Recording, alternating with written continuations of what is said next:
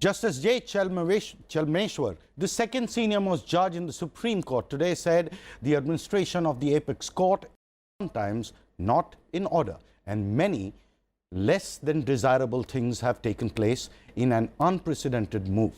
Justice Chalmeshwar and 3 other senior judges today held a press conference on various issues relating to the apex court and the judiciary. Besides Justice Chalmeshwar, the other judges were Justice Ranjan Gogoi, Justice M.B. Lokur and Justice Kurian Joseph. Justice Chalmeshwar said sometimes administration of the Supreme Court is not in order and anything which are less than desirable have happened. The press conference was called at his Tughlaq Road residence in Delhi. I'm joined by Mr. G.C. Bharuka, former Acting Chief Justice, Karnataka High Court on the OB. Mr. Vikas Singh will soon be joining us. He is former Additional Solicitor General of India and also the head of the Bar Association. I have with me Satya Prakash, legal editor, the Tribune, and Padmalakshmi Iyengar, advocate, Supreme Court.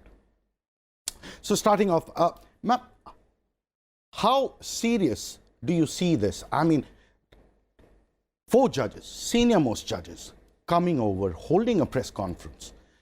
This is a sight, whatever little experience that I've had in covering the judiciary, this is the first time that I've seen something like this. How serious do you think is it?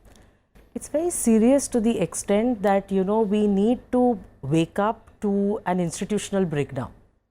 We need to understand that this is something in which it's actually a plea for to be noticed. And that way it's very important, therefore. Because this is, you don't, any institutional head or any institutional, you know, the top rung of the institutional head don't walk up and say, well, we are wronged, or this needs to be done, or there is this lacking in our institution. So if they are doing that, especially considering the judiciary is the only institution which today has always been very respected and very closed in terms of not perception, but in terms of being tightly knit. So therefore, this is something we need to wake up and take notice. How do you see this, Satya? Well, it's pretty serious, everybody knows, and it has been serious for quite some time.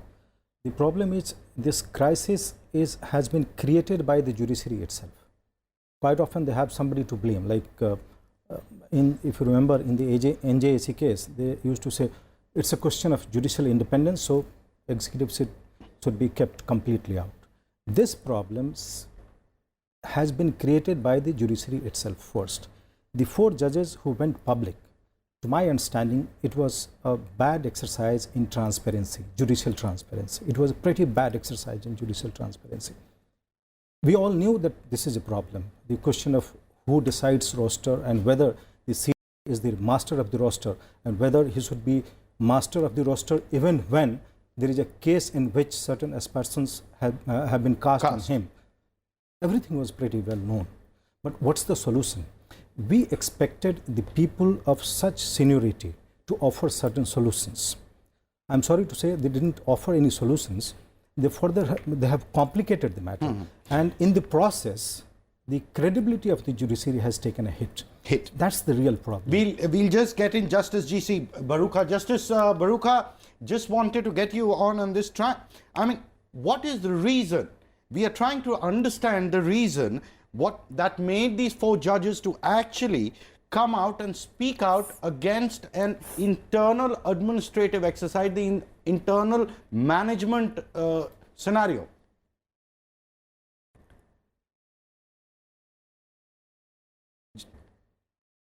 Justice Bharuka, can you hear me? Yes. That today's event, yes, I can hear it now. Yeah. Now today's event is surely unfortunate, but there are certain positive aspects of it. Why this controversy has arisen? This controversy has primarily arisen because of the absolute power exercised by the Chief Justice of India in the matter of allocation of judicial work among the judges. Now the allegation is of the four honorable judges that this power has been exercised in an arbitrary manner. Correct. Now there was an internal solution to it. The Chief Justice of India does not have any inherent power. This power is derived by him from the rules framed by the Supreme Court of India under Article 145 of the Constitution.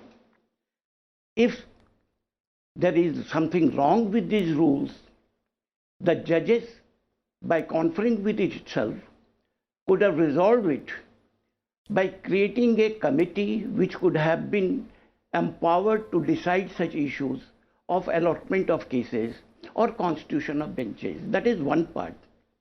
The other part is that so far as the rules framed by the Supreme Court is concerned, it is subject to the law made by the Parliament. Therefore, under such a situation, the Parliament can intervene and make a law, and in absence of the law, if there is an urgency, the ordinance can be made out. Correct. To save the judiciary from further crisis of this nature. Justice Bharucha, we'll try and get Mr. Vikas Singh in. Mr. Vikas Singh, are you there with us? They can't get me. Yeah, yes, Vikas Singh, this is Amritanshu here. I just want you to tell us, is this the proper time to come up with some sort of an internal mechanism or a guideline to resolve such administrative issues that the 4 judges have brought out?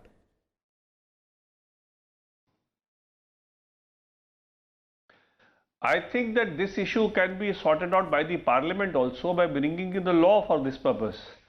And I don't see why the conduct of business of the Supreme Court, not in the sense of their rules, but as far as the way these kind of issues can be resolved, those could be considered by bringing in a law on that, and especially there should be a law with regard to regulating the collegium system, because I feel that the collegium system really needs to be reined in.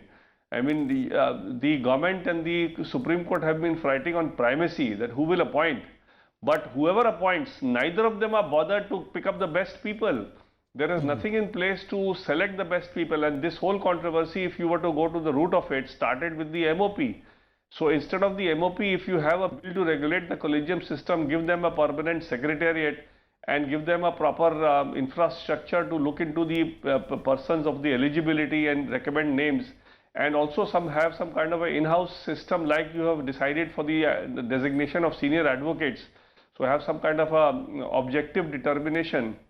I think the problem really can be addressed. Vikas Singh, do you think that'll create problems for the autonomy of the judiciary? The way forward that you are proposing, do you think that'll impact the autonomy, the so-called autonomy that the judiciary talks about? No. It will not, because the primacy of appointment will remain with them. But the judges are having a lot of other work to do, and mainly judicial work to do. They are not able to devote enough time for the purpose of appointment of judges. So they can be given a permanent secretariat to assist them, and they could also be made certain rules regarding natural justice, that if your direct junior is being elevated or if your relation is being elevated, then you have to recuse from the collegium and your next member of the seniority will get in. And you can also have a system where you decide what is the eligibility, and then the secretariat will pick up all the names which are there in the eligibility, and you are forced to consider each one of them, and then before considering also have it vetted by 2 senior eminent lawyers of the court, which also you may decide. So there is no question of the turf being disturbed in any manner. The appointment, the primacy of appointment will remain with them, but they will get a lot of assistance in doing it, and they will be forced to do their job objectively, which is the need of the hour, if you ask me. Just getting Justice Bharuka in. Justice Bharuka, the Supreme Court commands a lot of respect among the people, a lot of credibility among the people. Do you think incidents like this have impacted or have the potential to damage that credibility? I think it will be a temporary phase only. But the problem is of the exercise of power by the Chief Justice in allocating the cases to the benches. Now, presently it is an absolute power. Absolute power always tends to arbitrariness. Therefore, it has to be rationalized in terms of Article 14 of the Constitution. It can be done by changing the law. Either the Supreme Court makes an amendment to its law conferring absolute power to the Chief Justice, and the same thing is the High Courts also. Or the Parliament intervenes, or even the executive, the central government can initiate. This is purely an administrative matter, nothing to do with the independence of the judiciary. Correct. Padmalakshmi, I would like you to tell us But all it is these, high time all the suggestions that are coming in, these propositions, how is it going to really impact? I mean, the parliament, the government, will it be proper for the government to actually get into an exercise like this? Because the autonomy is a very sensitive issue. And most important is the two issues, memorandum and also the roster thing, the making of roster, where the CJI has got the absolute power. Do you really think the decentralization of power from the CJI and among the collegium is possible the way it is as of now? See, I can't better a former judge and a former ASG in the suggestions that they give, but the little thing that I want to answer you is to go back to the root question. How does he derive this power? It's through convention. It's to make it simpler, to say that the man who is at the top of the post therefore does it not for any reason. It's popularly known he's the first among equals, but because he is the first among equals, he also does an administrative job, a delegation job and all of that. So if you're going to give that, and please understand that in the three pillars of the constitution, they all work with each other. They don't intrude into each other, but they are supposed to work with each other. So when you work with each other, that doesn't mean I'm superior to you or that you are inferior or answerable to me. So where is the question of anyone encroaching on someone else? You're just trying to ease and put into place so that there's less arbitrariness, as the former honorable judge said, and that is what you need in place so that less people ask questions or less people complain, as in this case. The suggestions that have come in is it's time they got their own secretariat. It's time that the CJI's absolute or the powers that he enjoys is also shared, and there is consultation among the collegium. You've covered the Supreme Court for a pretty long time. Do you think it is, I mean, this Chief Justice is really going to allow, the position of the Chief Justice, not XYZ, is going to really allow these things to happen? There are certain aspects of law, there are certain aspects which are governed by conventions, and there are certain things which are about interpersonal relationships. I don't know what kind of relationship the CJI enjoys with its brother judges, particularly those who are in the collegium. But the way things have unfolded, it's clear that they don't have good relationship. But so far as Secretariat is concerned, it's part of the Supreme Court verdict in the NJAC case that there should be a Secretariat. I don't know what is the hurdle, because thereafter it seems the Supreme Court itself is backing out, or CJI or maybe the collegium is backing out. Even on the issue of memorandum of procedure, there is a judgment and there is a direction to the government and to frame it in consultation with the collegium. For the last more than 2 years, 2015, October and December, there were 2 verdicts. Till now, it has not been finalized. The memorandum of procedure apparently has been mentioned in the letter written by these 4 judges to the Chief CJI. Justice. But the core issue, the 2 issues that have been mentioned, one was memorandum of association, the other was the roster issue. I'm saying if there are some problems within the collegium, they can expand it. They can go for a full court. All the judges can sit together and evolve a mechanism. I'm saying what they need is an institutional mechanism, because they're quite finicky about anybody else telling them what is right or wrong, how it can be improved upon. Because they have said, no, Parliament, if they do something, no, our judicial independence is paramount. Nobody is saying it's not, because it's in the interest of the entire nation. Everybody wants that to be protected. But if you cannot... Get your act together. No, let somebody help you. Because what Parliament did in NJAC case, the NJAC was an expanded collegium. Just they said, no, the mere presence of the law minister will vitiate everything. That's not there. Entire world appoints judges. We are not the only ones. Yes.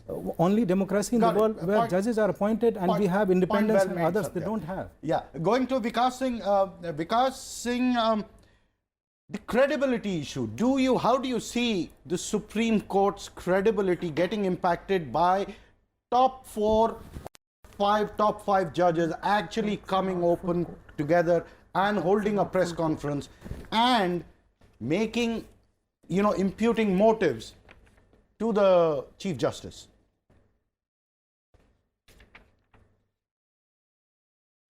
Well, I feel that this press conference has definitely adversely affected the credibility, because if you see in the last 2 or 3 decades, the only institution in which the people of this country reposed faith was the Supreme Court, or in fact the higher judiciary.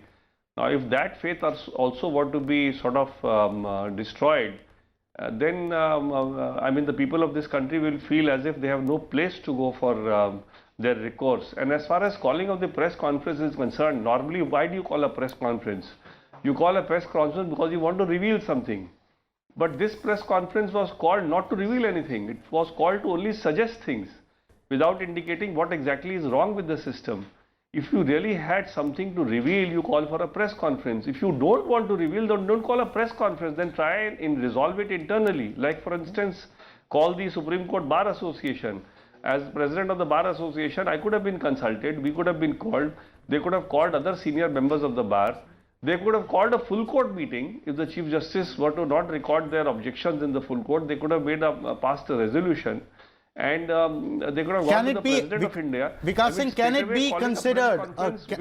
be considered a contempt of court, or is it anywhere close to or bordering the fine line between contempt of court? Because you are trying to basically bring down whatever they've done, it impacts the credibility of the institution. Do you see it as, because the judges normally are not allowed to engage with the press the way they have done today?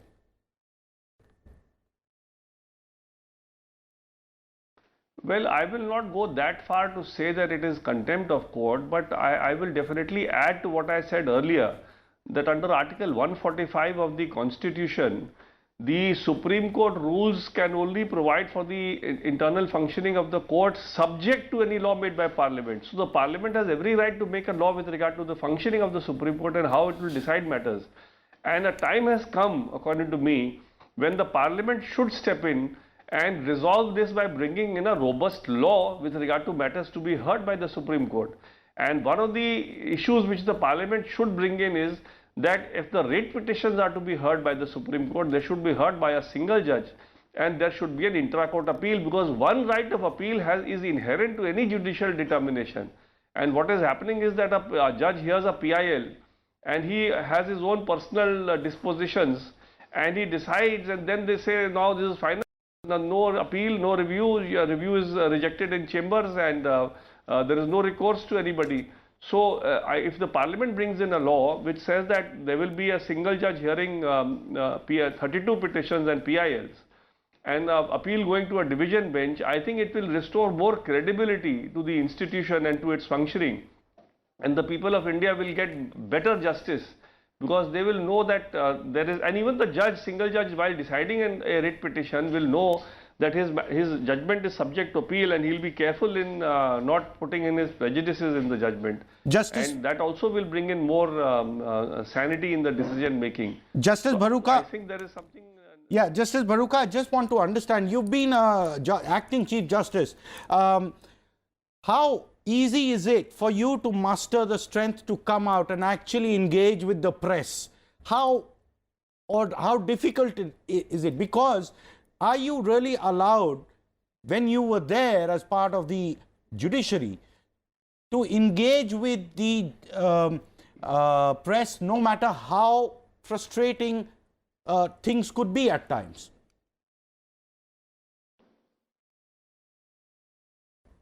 No, speaking for myself, I would not have gone to the press for the purpose. But I think the 4 honorable Supreme Court judges have, under some compelling situation, had decided to go to the press. Otherwise, the proper remedy was to have a dialogue with the government to frame the law in this regard, with regard to the exercise of power for framing the rosters or assignment of cases. to make the process more rationalized. How Now, the concerned are you with this Parliament new has the precedence? power, How and since the concerned are you with Parliament this has new the power, precedence? Therefore, under Article 73, even the central government has the executive power to resolve the issue. Got it, Justice Bharuka. Therefore- Bharuka, I want to understand how do you see this precedent in making? Are you comfortable with this new way the judiciary has adopted to make things transparent in a largely opaque judicial system? Is this the way forward?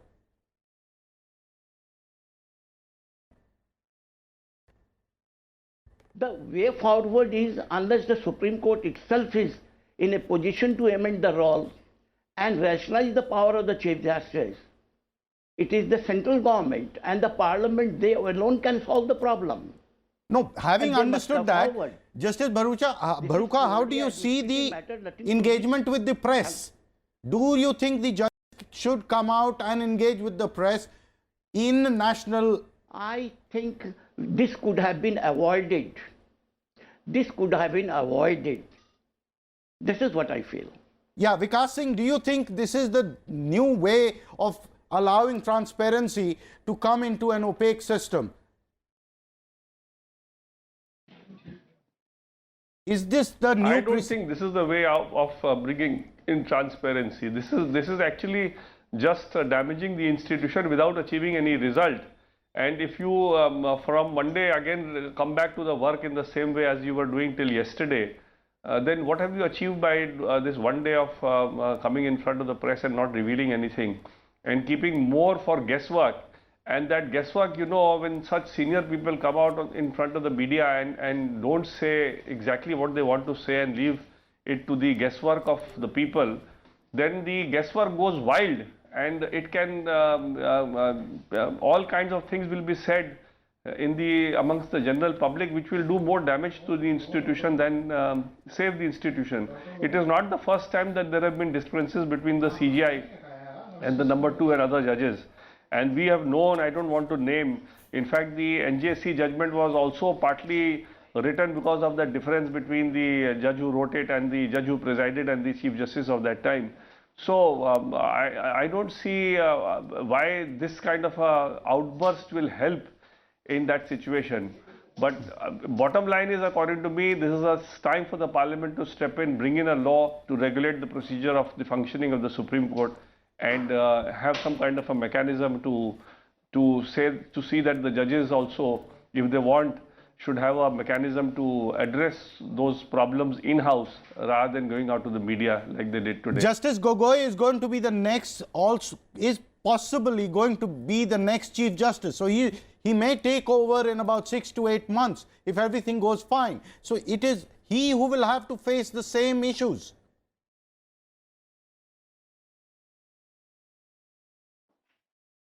Absolutely.